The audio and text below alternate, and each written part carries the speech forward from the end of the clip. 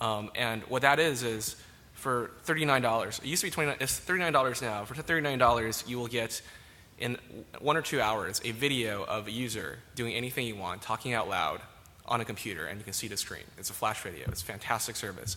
So we did 40 to 50 of those videos before launch, and that was perfect for testing the first-time user experience. How does a new user who is an active player of Facebook games, how does that person react to the first 5 minutes experience? Because that's what's going to determine if that person comes back the next day, which is probably the metric we care about most, retention. So actually, I'll ask the panel to start thinking about their favorite resources. I think usertesting.com is a great one. We've also talked about search engine marketing testing. Folks in the audience who have questions, maybe start thinking of amazing questions, not crappy questions. I will cut you off if they're boring questions or commercials. I just want to relate one experience. Again, can someone cue the monitor really quick? So Mint.com was a site that I had the pleasure of both working on a little bit and investing in. In the early days of Mint, you probably haven't heard this story in particular. So we were late to market. There was actually 2 other companies that got out to market more quickly than we did. Noah Kagan and I were sort of working on some of the marketing ideas. And we basically had 3 months to sort of figure out what the hell to do while the product wasn't quite ready for prime time.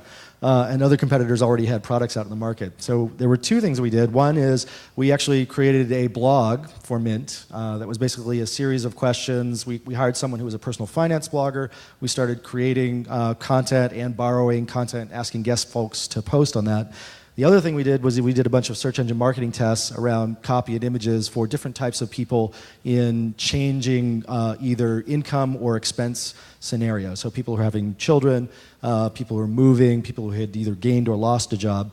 And we started gathering data on sort of what the responses were to those images, and also then trying to create content around that stuff on the blog before we actually had a product. One of the cool things was we actually outranked our competitors for visitors before we even had a product on just the blog alone.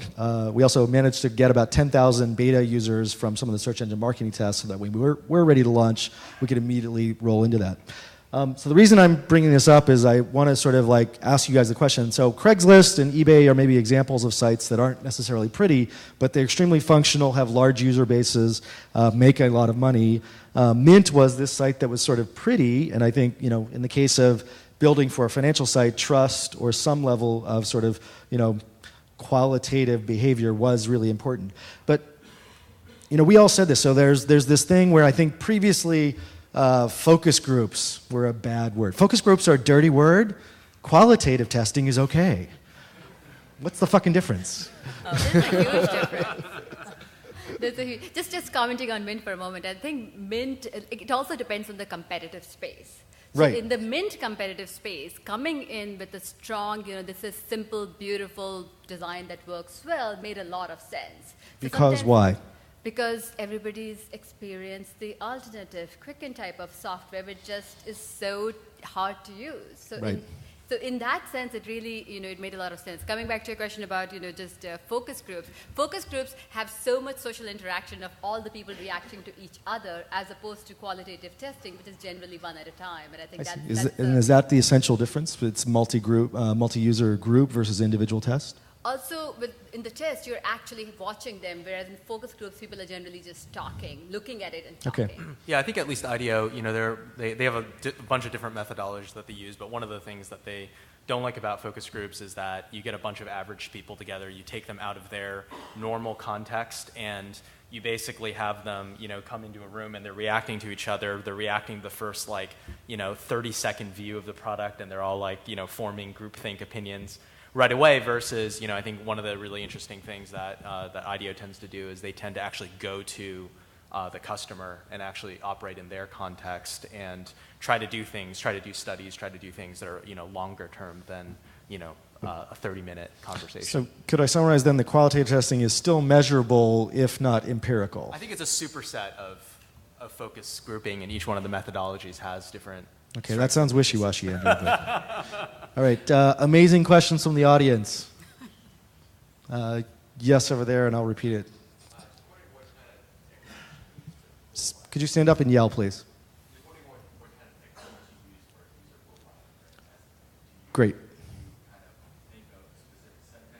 Right.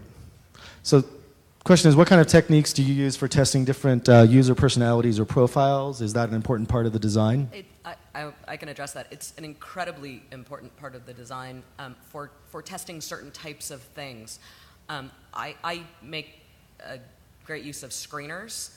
So often I'll be looking for a particular type of person. And the reason I'm looking for that particular type of person is not to understand necessarily, do they like my product, but I'm looking for that type of person because I need to know whether the type of person that I expect to be using the product can use it and can understand it. So, for example, if I've got a product that's aimed at, new moms, it doesn't necessarily make sense for me to get, a male IT manager to come in and test the product because they're just going to have really different experiences, and I'm just not going to get the right kind of feedback. I've had the same experience. When we run user testing, and we have a user research group at Zynga, we tend to select for people who actively play Facebook games. What I found is that when we randomly select 5 people from the general population of internet users, the reaction to the product we showed them is vastly different because, frankly, not everyone wants to randomly dig tiles on Island, but it is an incredibly addictive game for people who play Facebook games. I want to just, let's go to a question back there. I want to just point out, so one thing we've kind of brought up is this process of design, and maybe that's visually prioritized, but other parts of design versus code development. I still think that the other pieces, Sean Ellis talks about product market fit. We're really focusing on the product side a lot, right? So whether it's code features or visual design features, that's product side. What I think Laura was just talking about was a little bit on market fit, right? Which is if I'm designing a product for new moms, testing it against IT managers isn't such a good idea. And so a lot of times tweaking on design side can also be tweaking your marketing or the delivery of the campaigns and tweaking the selection of the user segment that you're going after. It's always interesting. One product that I worked on, we would bring in, we actually would bring in a bunch of people, and we started out sort of just bringing in anybody that we thought might like the product. And then as we started narrowing down the screener, we found that we could predict who was going to like the product and be really engaged with the product immediately based on just a couple of very small things that had nothing to do with the product. You mentioned Facebook games. We found that people who used MySpace instead of Facebook liked the product better. We found that people who had gone to a community college rather than a four-year university were much more likely to be engaged with the product. So that was very helpful both in the testing, because we got people who came in and actually liked the product and were immediately engaged and could give us good feedback. But it was also really interesting just for segmenting the market and marketing later and messaging and how do we relate to these people. Right. So I think the point I'm making there is on product market fit, you can iterate around the market and the marketing as much as you can around the product. Yeah. I'll come back to this after the next question, but Rashmi also did some interesting research around whether you optimize design for users coming from search versus users coming in direct type-in traffic and the complexity level on that. Hold that thought for 1 second. And question. Yeah, so we're still in the build phase here, and I have some questions around how you actually go day to day handling the challenges of interaction design when we have this extreme uncertainty, this agility, this rapid change, incorporating new features, removing old features, working with developers and product. How does the best way for the design or the design group to modify and manipulate the interaction design on a daily basis?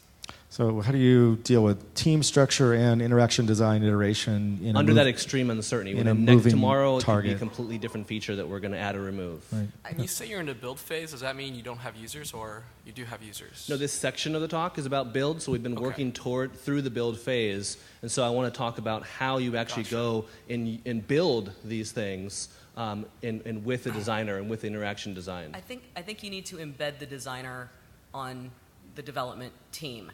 So I've had really good luck with being an embedded designer, working directly with the engineers throughout the process. So it's not like I design it, I hand it to you, and then I go away.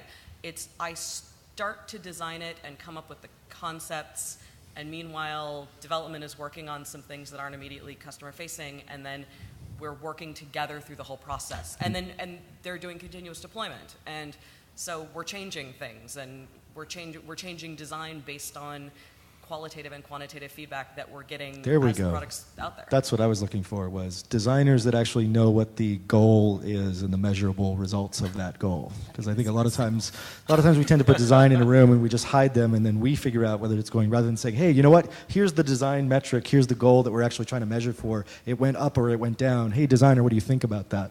There's a bunch of interesting resources if you search for Agile and you search for design, just sort of like together and trying to figure out how you fit designers Cue the into monitor. Agile Actually, this is Andrew's design slide. process. Yeah. So, well, the thing I'm referencing is not on here, but yeah, here's a bunch of books that are definitely interesting.